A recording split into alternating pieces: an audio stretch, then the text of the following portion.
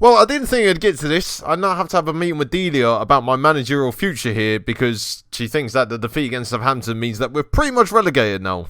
And even though I've been saying that publicly to you, I'm not going to say that to her. Well, I'm not sure how I've done it, but I've got until the end of the season to save this team from relegation. Oh great, I've got to make more episodes of this awful series. I can't believe it. But anyway, welcome to another episode of Attempting Not to Get Sacked. We're now at episode 10. It's the last episode this week, and probably the last episode ever at this rate. And we're suffering from the big three at the moment. We can't score, we keep conceding, and we keep losing. Pretty much every series that I do on this channel. In the last episode, we took on Southampton away from home in a game that we had to win, and we lost by 2-0, which also meant that Delia Smith wanted to speak to me in the boardroom. Somehow, I've managed to keep my job, and I'm going to stay here until the end of the season. I mean, I don't really want to speak about it. I'm going to have to manage this team for another 6 games. How on earth am I going to survive this? Now, we do take on Burnley at home in this episode, but we played 3 games before that, and in the game against Manchester United, Todd Campbell equalised from the penalty spot in the first half, but after Alexander Tettey got himself sent off, Juan Mata then won the game for Manchester United in the second half. In the game against Chelsea away from home, Jamal Lewis scored his first goal for the club with this great header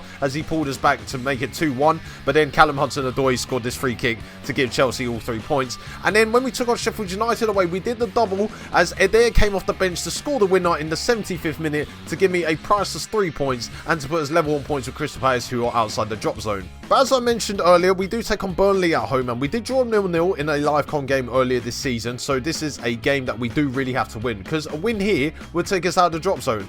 Maybe even a draw would take us out of the drop zone, but a defeat would keep us in the drop zone. I mean, I've said drop zone about 7 times now. I really have to stop saying it. It's just bringing so much negativity to the series. Before we took on Chelsea away from home and then ultimately lost by 3-1, Craig Fleming was in the press once again, praising another informed player, this time Steve Mounier.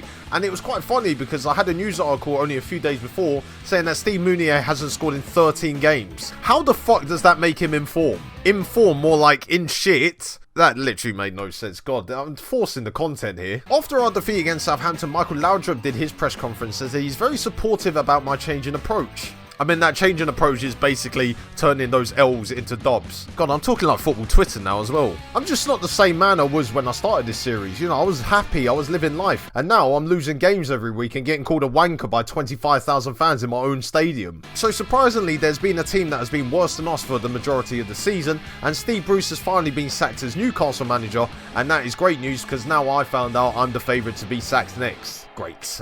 2 episodes ago, I was saying I was never going to get sacked. And now look what's happened. For the first time in this series, my youth candidates came back as well. And I've just looked at them and they are all bloody awful. I mean, to some of you, it might not be that bad. But I mean, I don't really use youth players. So I don't know what's good and what's not. I've been playing this game for 15 years. Still don't know what a good youth player looks like. I feel like this is a therapy session where I tell you all the problems that I currently face in this Football Manager save. Then I say what I don't really do. And then we both figure out that I'm doing the whole game wrong. My managerial grade has gone back down to a C-, and I've seen that both the highlights are to do with transfers rather than matches. I mean, it's not gone well, has it? So just before I took on Manchester United, one of my press conferences questions was about Ole Gunnar Solskjaer's pressure at the Manchester United job and whether he was going to survive the season. And I just said, well, I don't really care about that. It's not really anything to do with me. And he paid me back by beating me 3-1. Thanks, Ole. Couldn't care less. I've also tried to work out the problems with this team this season, and I feel like we're just lacking a fitness coach for the under-23, so I went and signed one. Max Aarons has also told me that he wants to leave to join a bigger club, and I've set his asking price at 31 million, so I'm very doubtful he's going to be going anywhere. Emi Buendia also told me the exact same thing, and also told me what is a realistic transfer price for him, and I said 180 million, and he told me I was being unrealistic. I mean, what a twat. Look at us. Look at us. Huh? Who would have thought? Not me. And also, just before we take on Burnley, I thought you'd be pleased to know that after that win against Sheffield United, my managerial grade went up to a C. I mean, it's just going to stay a C, isn't it? I don't know why I just keep updating you on this, because I'm sure none of you care. And now we move into our game against Burnley at home, and I've gone for a 4-1-2-1-2 formation, which was the formation I played in the last half an hour against Sheffield United and got us the win. And, well, I might as well stick with that formation, because it's clearly a winning combination. Ralph Farman once again starts off in goal for us. That's never going to change. I don't know why I bother even mentioning it. Tilo Kehrer comes in at right back to replace Max Aarons, who is suspended for this game, although I played Kehrer right back in that game against Sheffield United anyway. Mario Vancic plays ahead of the defence with Lucas Lucas Rupp and Moritz Leitner playing in the centre midfield spots. Emi Buendia sits in that number 10 role behind the two up front, which is Teemu Pukki and Eder making his full debut for the team. And I really do hope he scores a few goals, because he did score in the last game. Now, I'm just showing you my tactical prowess because I spent 16 million on a right winger. And a few episodes ago, I said that this was going to be the signing which would allow me to play Emi Buendia in the number 10. And I'm playing Emi Buendia in the number 10, but I've completely dropped the wingers now. So I spent 16 million on a player who's probably not going to play for the rest of the season if this comes off. Another truly world-class signing by myself. Burnley were setting up in their usual 4-4-2 formation, which they played at home against us, and we managed to match them,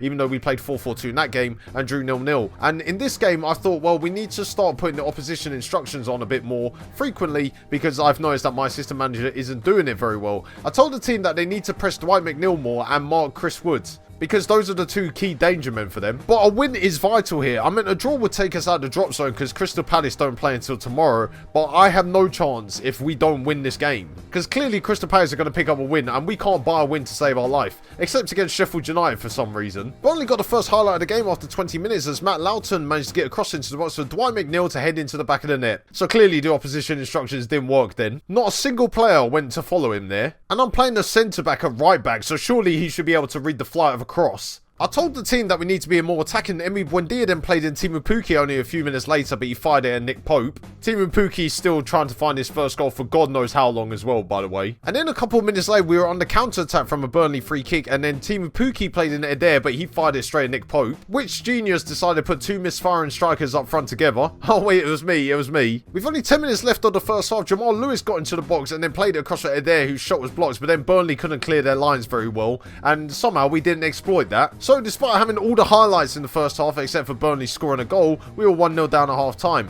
But it was good to see that Tila Kehrer had won all of his tackles. It's a shame that he can't mark a player who's running into the box to get a free header. Mate, these are professional footballers as well. Well, apparently they are.